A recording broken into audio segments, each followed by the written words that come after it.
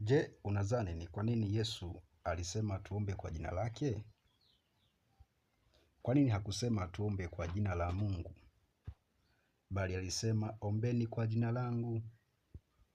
Kwa nini? Kwa nini asingesema ombeni kwa jina la Mungu? Bali alisema ombeni kwa jina langu.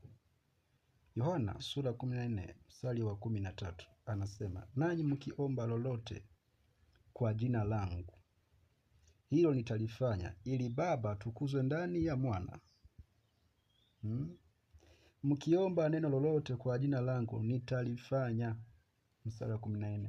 Mkiomba neno lolote kwa jina langu nitalifanya. Kwa nini alisema ombeni kwa jina lake?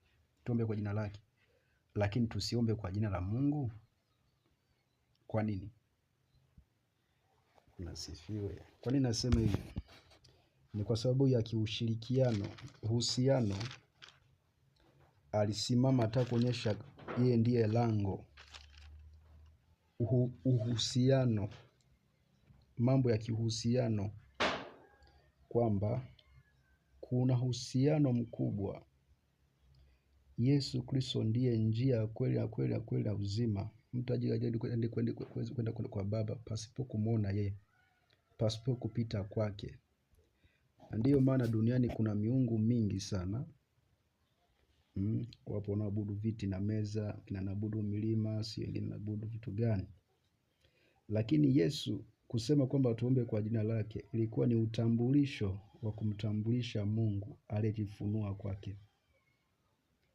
Utambulisho, anatambulisha kwamba njia sahihi ya kuomba ni ipi. Kuomba kwa jina la Mungu. Dunia sasa hivi kuna miungu mingi. Mungu yupi? Kwa hiyo Yesu akasema ombeni kwa jina lake, tuombe kwa jina lake, maana hilo jina limebeba uwezo, limemtambulisha Mungu halisi. Mtu akishikamana hilo jina akamwamini Yesu, anakuwa na uhusiano mzuri na Mungu. Ndio maana Yesu akasema ombeni kwa jina langu. Kwa hiyo sasa, katikati ya miungu mingi sana ambayo inatambulika kama Mungu, maana watu wengi wanachukua miungu, anaita miungu yake, anaita Mungu wake. Sasa katika kutofautisha vitu hivyo ndipo Yesu akasema ombeni kwa jina langu ili ajulikane ni Mungu gani anayeitwa.